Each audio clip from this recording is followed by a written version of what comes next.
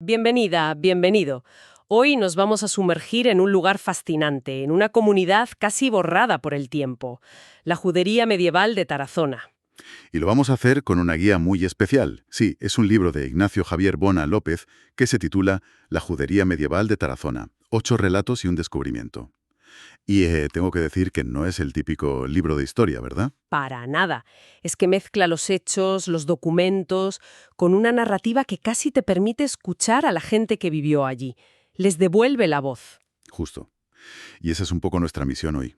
Escuchar esas voces, esos ecos, para entender qué fue esa comunidad antes de que la intolerancia intentara silenciarla para siempre. Es que es fundamental entenderlo, porque la judería de Tarazona no era un lugar aislado.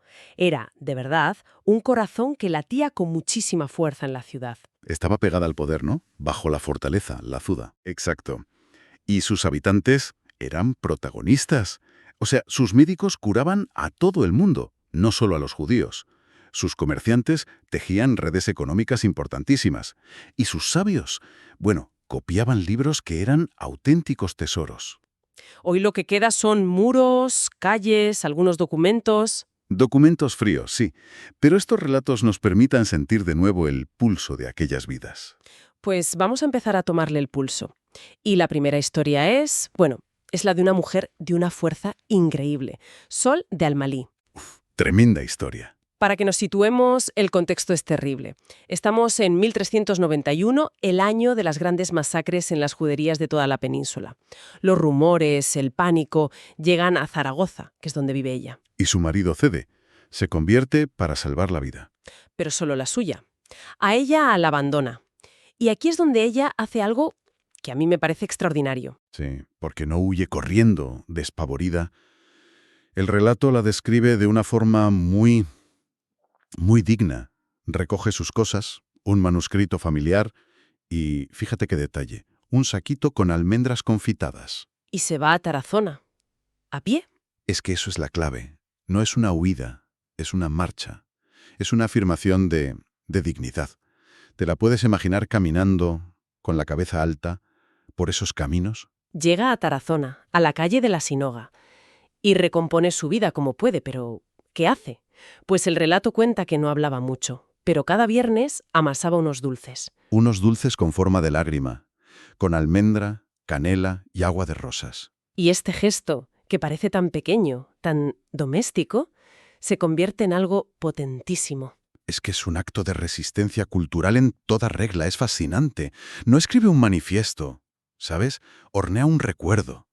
Mantiene viva su identidad, su memoria, a través del sabor, del aroma. Claro, y la gente lo entiende. Empieza a correrse la voz de que la judía de Zaragoza hace dulces que curan la pena. No es medicina, es otra cosa. Es un bálsamo para el alma colectiva, para una comunidad herida. Y lo más increíble es que esto no es solo un cuento bonito.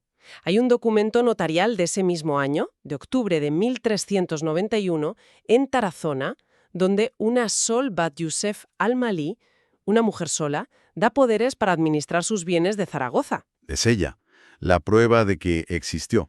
Sí, y la historia tiene un final precioso, porque siglos después, un confitero de la ciudad creó un dulce, la judía de Tarazona, inspirado en ella.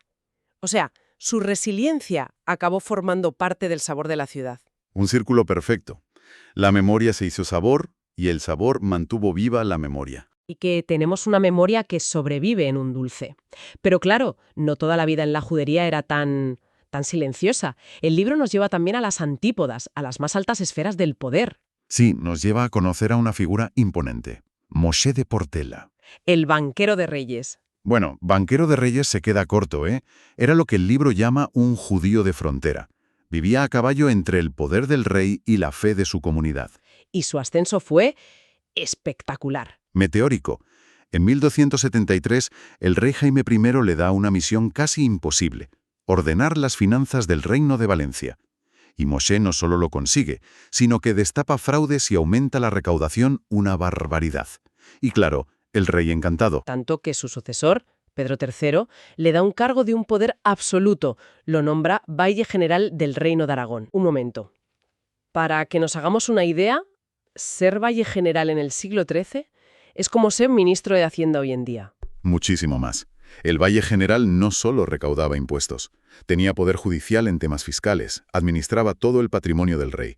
Castillos, tierras, todo. Era una de las personas más poderosas del reino, después del propio monarca. O sea, un poder inmenso. ¿Y que ese cargo lo tuviera un judío? Era algo excepcional. Y para la nobleza aragonesa, directamente intolerable. Fíjate que su familia llegó a pagar casi el 20% de todos los impuestos de la aljama de Tarazona. Entiendo. Tenía un poder enorme, pero ese poder dependía de una sola persona, el rey. Una posición súper fuerte y a la vez súper frágil. Exacto. Y esa fragilidad se vio enseguida. En las Cortes de 1285, la nobleza ya se queja oficialmente. No queremos que un judío administre las rentas del reino. Pero el rey Pedro III lo mantiene. Lo mantiene. Pero cuando el rey muere, todo se viene abajo.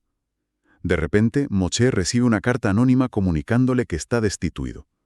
Y semanas después, lo apuñalan en un callejón de la propia judería. Vaya final. ¿Y se supo quién fue? Nunca. El asesino no apareció. Pero el relato sugiere algo muy potente. Dice que no murió por la herida del cuchillo, sino por la herida que da la traición. Una conspiración, claro. Todo apunta a la nobleza, quizá con el permiso del nuevo rey. Su muerte fue el fin de una era. Un judío nunca más volvió a tener tanto poder en Aragón. Y el olvido que vino después es casi peor.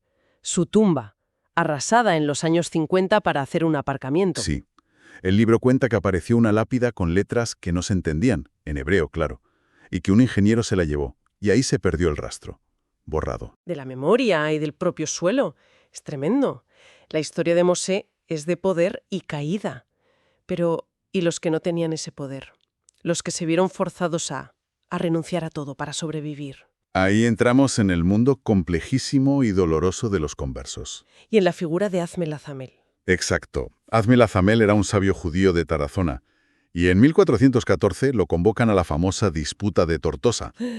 Que de disputa teológica tenía poco, ¿no? Era una encerrona, una humillación pública diseñada para forzar conversiones masivas, y Azmel, como tantos otros, cede, se convierte, y adopta un nombre que es toda una declaración de intenciones, Esperandio de Santa Fe. El que espera a Dios de la Santa Fe. Eso es. Y años después, en 1439, encarga un retablo gótico, una tabla que hoy está en el Museo Lázaro Galdiano. Aparentemente, el acto de devoción de un buen cristiano se retrata arrodillado ante la Virgen.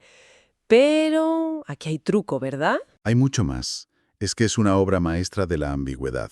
Es un testamento cifrado. Si te fijas muy bien, a los pies de Esperandeo, pintado de forma muy discreta, hay un sombrero judío. No me digas. Y hay más. En el manto de la Virgen aparece bordada una flor de alcachofa que para muchos es un símbolo de la herencia judía. Espera. ¿Me estás diciendo que en un ambiente que ya estaba muy cargado, a pocas décadas de la Inquisición, se atreve a colar símbolos de su antigua fe en un retablo cristiano? Una locura, un riesgo demencial.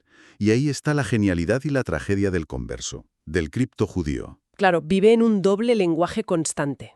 Totalmente. Para un cristiano es decoración. Pero para alguien que comparte su código, o para él mismo, es un grito silencioso. Es decir, me he convertido por fuera, pero por dentro no he olvidado quién soy.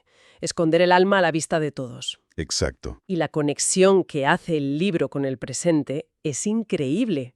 El autor cuenta que su tío, abuelo Martín Santa Fe, le dijo que su familia descendía de este Esperandeo y que al ver el retrato en el museo ven un parecido físico asombroso. ¿Es que el retablo es un espejo familiar? Un espejo de 600 años. Y la historia del retablo es tan trágica como la de la familia. Con la Inquisición, los Santa Fe son perseguidos, tienen que huir. Y el retablo casi desaparece. En el siglo XIX lo desmontan y usan las tablas para tapar goteras en un tejado. ¿En serio? Como lo oyes. No lo redescubren hasta 1952. Sobrevivió de milagro, como la memoria de su dueño. Hemos visto la memoria en un sabor, en una caída, y oculta en el arte. Pero la parte final del libro narra un descubrimiento que parece de película. Totalmente. Año 2000. Archivo de la Catedral de Tarazona. Un grupo de investigadores, con el archivero Juan Cruz Martínez Eraso, están manejando un libro de coro cristiano del siglo XV. Y al moverlo, notan un crujido raro en las tapas. Como si hubiera algo dentro. Deciden investigar. Y lo que encuentran es, bueno, Asombroso. Ocultos en las guardas del libro, o sea, usados como cartón de relleno para la encuadernación. Encuentran fragmentos de manuscritos en hebreo. Exacto. Y la pregunta es, ¿cómo demonios llegaron ahí? Y la respuesta es terrible y poética a la vez. Tras la expulsión de 1492, todos los libros judíos, documentos, la Torá, todo se consideró papel viejo. Se vendía al peso. Y lo compraban los encuadernadores cristianos como material barato para hacer las tapas de sus propios libros. ¡Qué ironía más brutal! Es tremenda. El mismo acto de destruir una cultura fue lo que paradójicamente conservó estos fragmentos. La catedral, sin saberlo, se convirtió en el arca que salvó pedazos de la memoria de la comunidad a la que había suplantado. ¿Y qué encontraron? ¿Qué decían esos fragmentos? Pues identificaron parte de una ketubá, un contrato matrimonial judío. Imagínate los detalles íntimos de la vida de una pareja. También un texto de medicina, que nos habla de su nivel científico. Son voces. Voces reales que vuelven del silencio absoluto. Rescatadas del interior de un libro que representaba precisamente a la cultura que los había expulsado. Es un hallazgo increíble.